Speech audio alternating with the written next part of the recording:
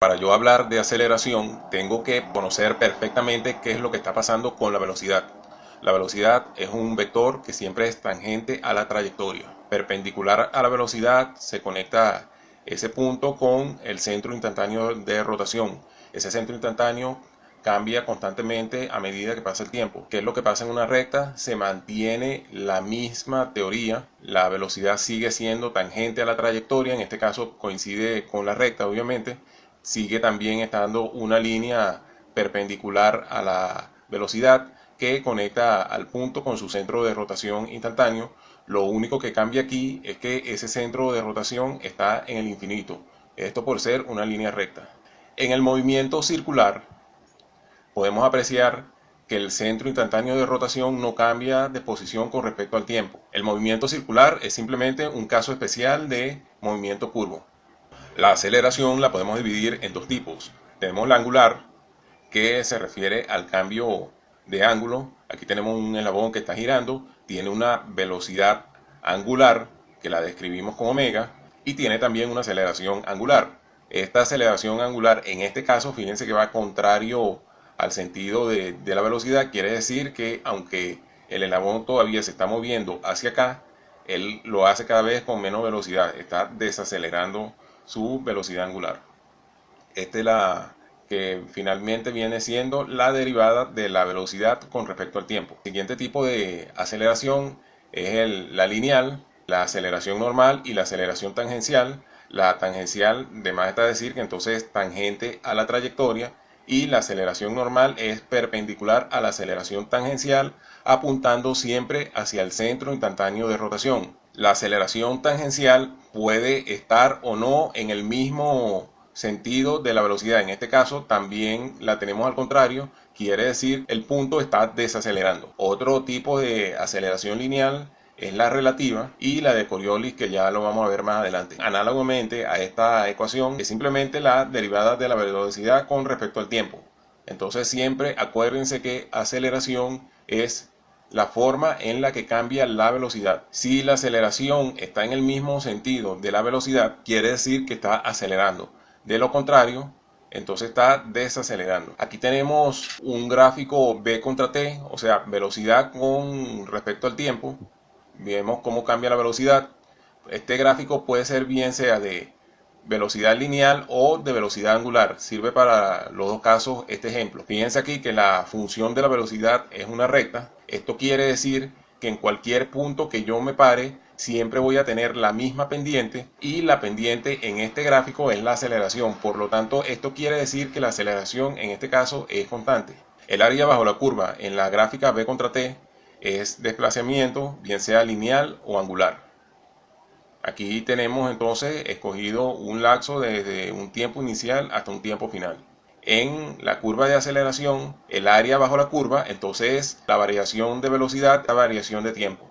Puede ser también velocidad lineal o angular, dependiendo de lo que estemos analizando. Fíjense que entonces yo aquí pudiera tener un gráfico, bien sea de aceleración lineal o de aceleración angular.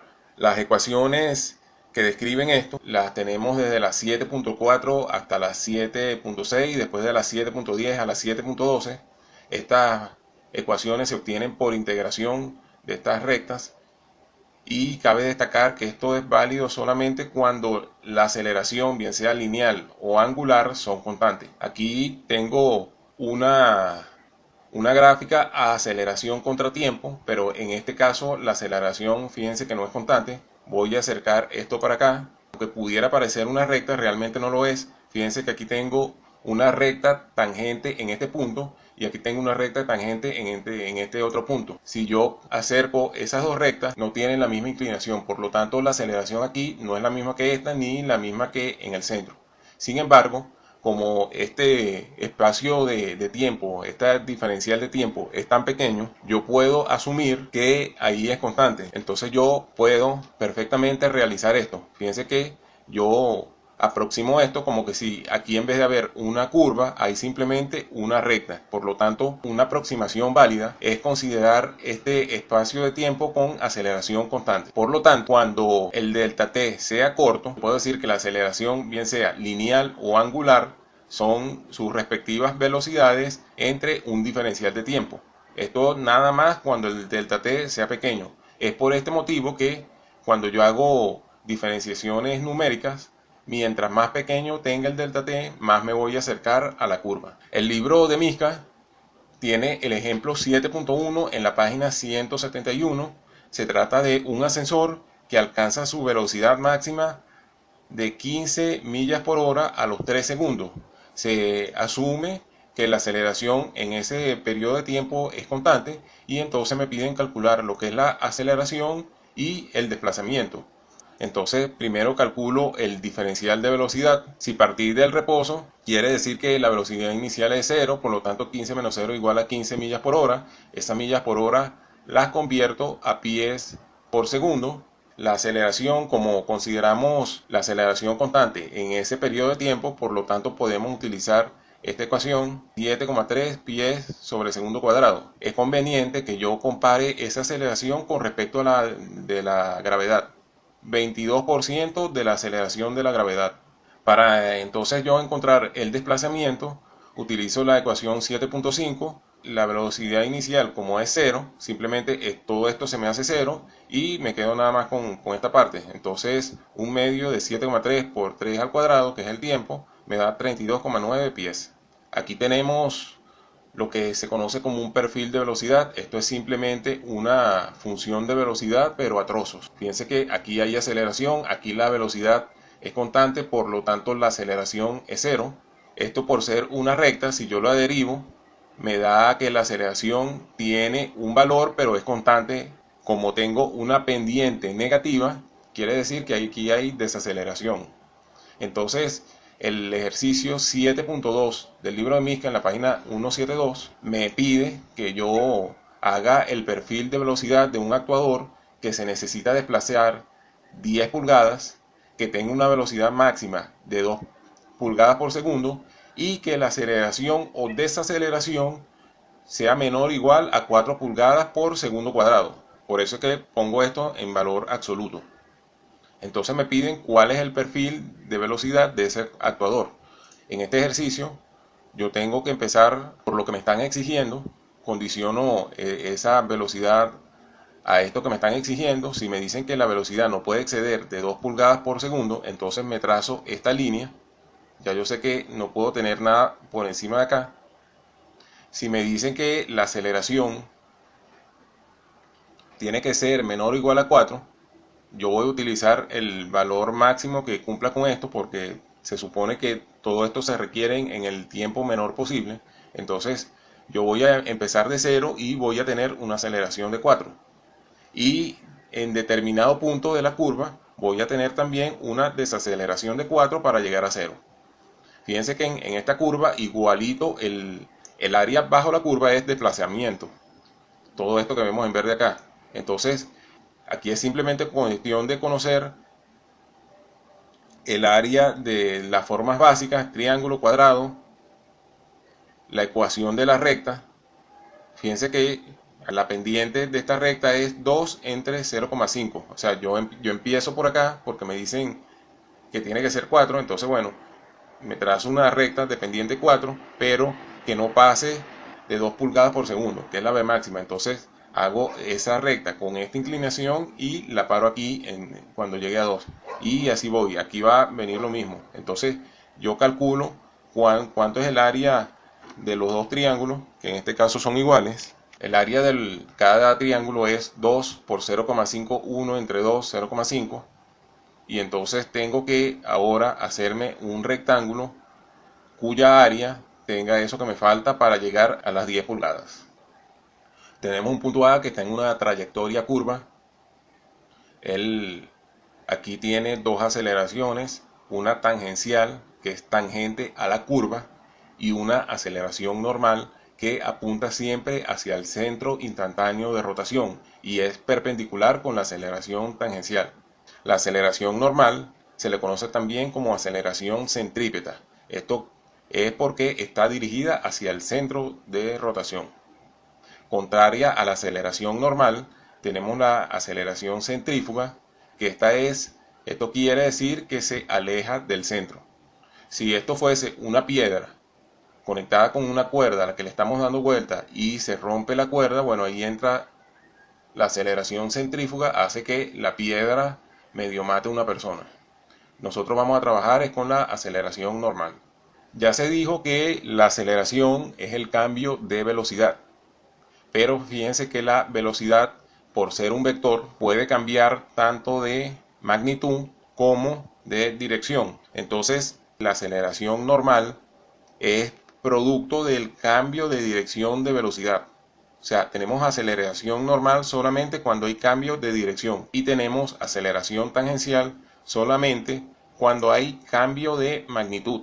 Podemos tener los dos combinados. Entonces, si el vector de velocidad sufre los dos cambios, tenemos, bueno, aceleración tangencial y aceleración normal. Si el punto está en una línea recta, allí no hay cambio de dirección, por lo tanto la aceleración normal es cero, pero sí pudiera haber aceleración tangencial. Se dan casos también donde tenemos una trayectoria curva del punto, no hay aceleración angular, eso hace que la aceleración tangencial sea cero y tenemos aceleración normal porque él está en una trayectoria curva.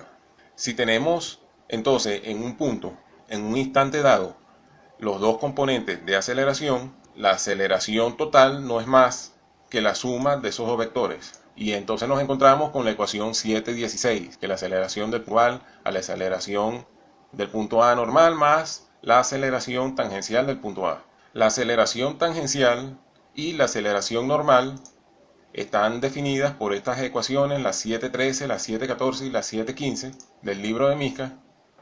También esto funciona para velocidades relativas y entonces en vez de tener A solamente, yo puedo tener aquí A con respecto a B y entonces la aceleración angular en este caso sería A con respecto a B. Conviene entonces revisar lo que son las ecuaciones 719 y 720 del libro de Miska. Para la aceleración de un elabón, lo analizamos acá, él tiene una velocidad angular, pero también tiene una aceleración angular. Tenemos dos puntos en el elabón, cada uno con su respectiva velocidad, que no son iguales, por tener simplemente una separación radial distinta. Pero se da que entonces en el elabón lo que es aceleración y velocidad angular son las mismas para todos los puntos del elabón. Sin embargo, lo que son las aceleraciones, bien sea tangencial y normal, son distintas para los puntos A y B. Pero si yo tuviese un punto C que pertenece al eslabón y que tiene la misma distancia radial, entonces en este caso el módulo de este vector sería igual, pero fíjense que tengo otra dirección. Aceleración relativa. Un observador que se ubique en A va a notar que B tiene una aceleración tanto tangencial como normal. Entonces esta es la aceleración tangencial de B con respecto a A y esta es la aceleración normal de B con respecto a A. Ya se demostró en el capítulo 6 del libro de Miska el porqué de la velocidad relativa, la validez de esto. Si se supone que la aceleración es la derivada de la velocidad, yo derivo todo esto y obtengo lo que es la ecuación 717.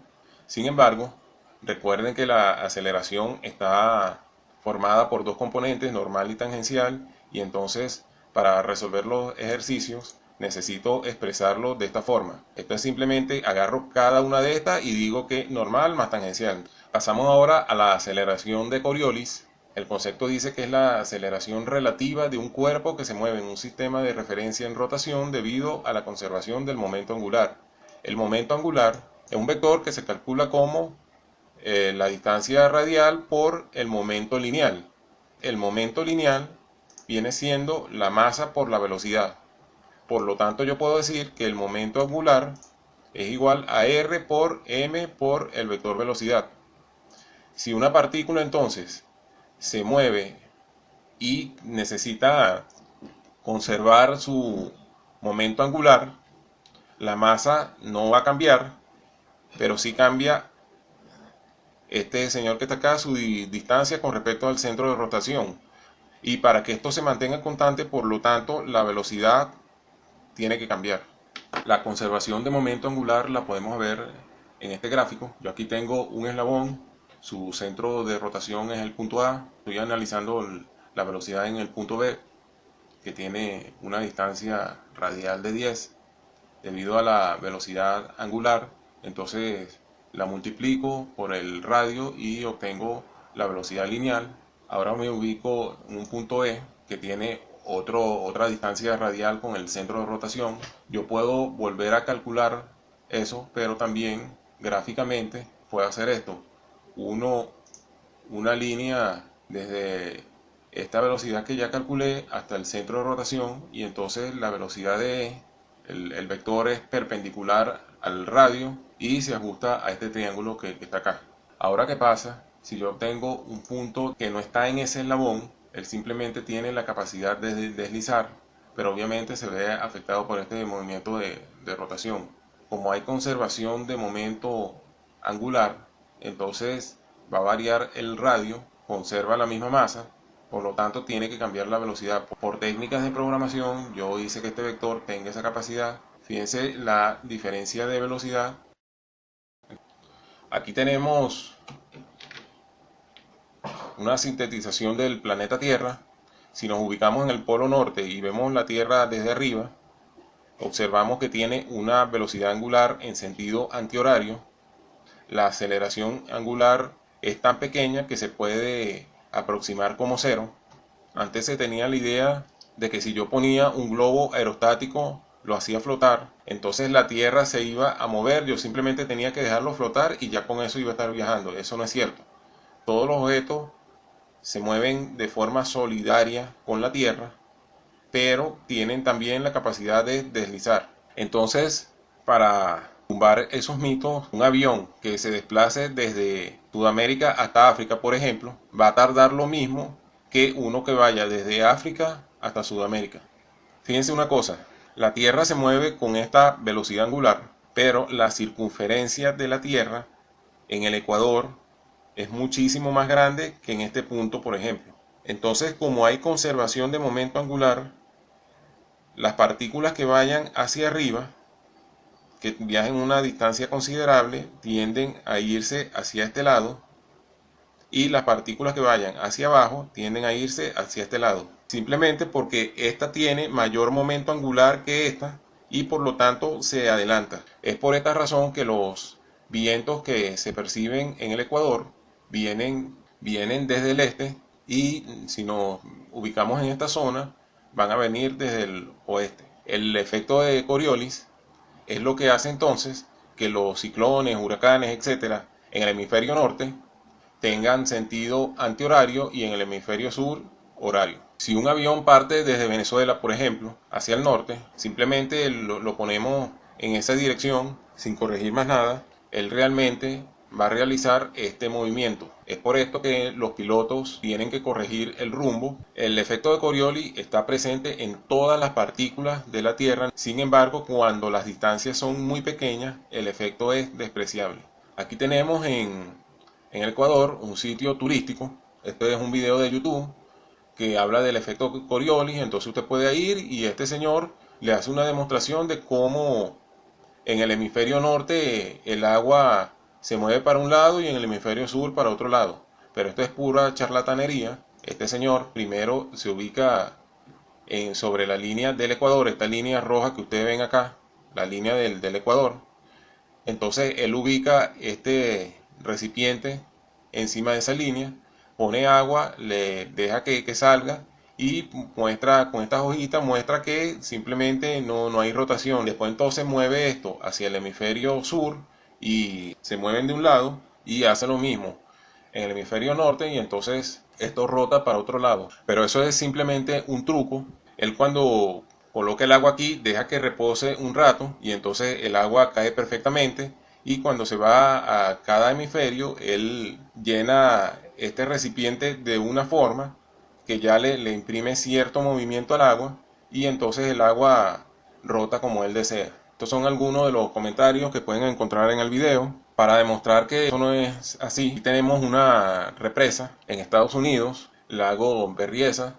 Cuando este lago sobrepasa cierto nivel, entonces automáticamente se va por este hueco. Esto tiene la misma función que las compuertas del Guri, por ejemplo. Esto es simplemente un aliviadero tubular. Este hueco, su diámetro es como el de 4 carros aproximadamente. Aquí también está actuando la aceleración de Coriolis.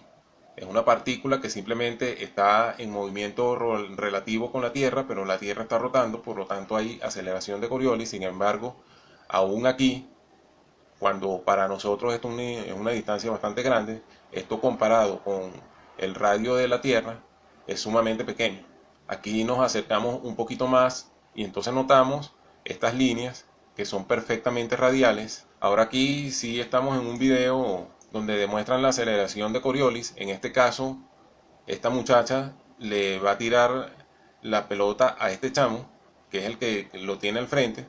Fíjense que aquí la pelota entonces no le estamos comparando con la rotación de la Tierra, sino con la rotación de esta rueda. Sin embargo, la pelota no le va a llegar a este chamo. Este hombre que está acá está girando esta rueda. Si la vemos desde arriba sería en sentido antihorario. Esa pelota se va a curvar y la recibe esta persona. En la descripción tienen el enlace para que vayan al video original. En la figura 721 del libro muestran un mecanismo de ejemplo, que es el que cierra la puerta trasera de esta camioneta. Esto es un actuador que ya saben que lo podemos modelar en el diagrama cinemático como una corredera. Esto es simplemente entonces un tipo de mecanismo de puntos coincidentes. Aquí hay aceleración de Coriolis debido a que esta corredera se desplaza por este eslabón, pero además este eslabón tiene rotación. Para lo que nos interesa a nosotros con los mecanismos, el efecto de Coriolis se va a dar en mecanismos de puntos coincidentes. La aceleración de Coriolis es siempre relativa y entonces si yo tengo en un punto, ya vimos la tangencial y la normal, ahora tengo que sumarle la de Coriolis en los casos donde se dé. En la ecuación 728 entonces muestra cómo calcular el módulo de la aceleración de Coriolis. 2 veces la velocidad relativa de V2 con respecto a V4 por la velocidad angular del eslabón que está recibiendo la rotación. Eso es importante, es en este caso el 4. Este que está aquí, la corredera se está deslizando sobre el eslabón 4. Es importante seleccionar muy bien cuál es esa velocidad angular. En la figura 722 se muestra cómo es la dirección de la aceleración de Coriolis.